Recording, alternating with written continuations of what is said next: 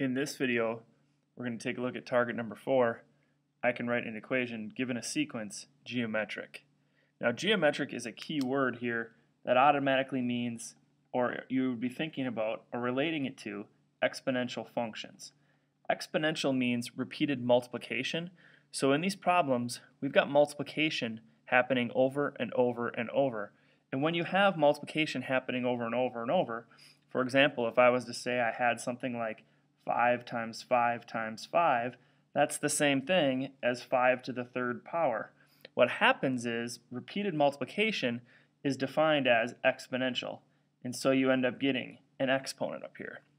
In all of these cases, we're going to have an exponent. It's going to be where our x is going to go.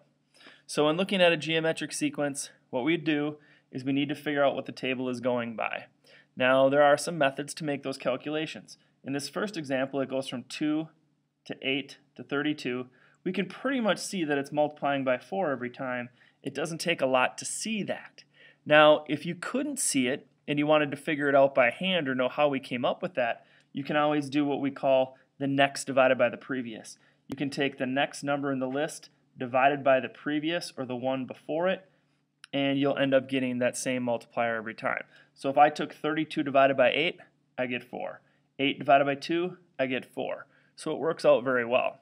Then in order to write an equation, all we have to know is what it starts at, or often referred to as the initial value.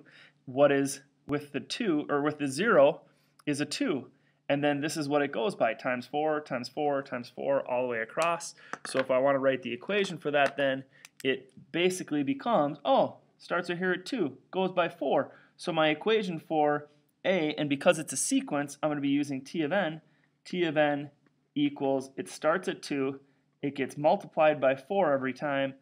Depending upon how many times I want to do that, then I would put the n up top, because we're doing sequences, so it's T of n equals 2 times 4 to the n, and that's what the equation looks like. It's all about what it starts at, the initial value, and the generator of what it goes by. How are you generating the pattern in the sequence? The next one is not as obvious because it goes from 5 to 6 to 7.2. It looks like it's going up 1, and then it's going up 1.2, but that's linear thinking. That's adding. So what I'm going to do is double check to make sure that this is right, and what I've got is I've got 7.2 divided by 6. That's my next divided by my previous. If I do another next divided by previous, it would be 6 divided by 5, which is another 1.2. So I'm taking these next numbers in the list and I'm dividing by the one before it. I'm getting 1.2 every time. That tells me that this is times 1.2, times 1.2 every time. Then obviously it starts at the 5 because that's below the key number, the 0 value. And my equation for part B would be T of n equals, it starts at 5 and it's multiplied by 1.2 every time. And then just to quickly finish this up, if your table does not start at 0, then you know what you can do is you can work it back to 0. You can put a 1 here and a 0 here, and I can see that this is times 3 every time. So then what I'm going to do to go backwards is I'm going to divide by 3 twice.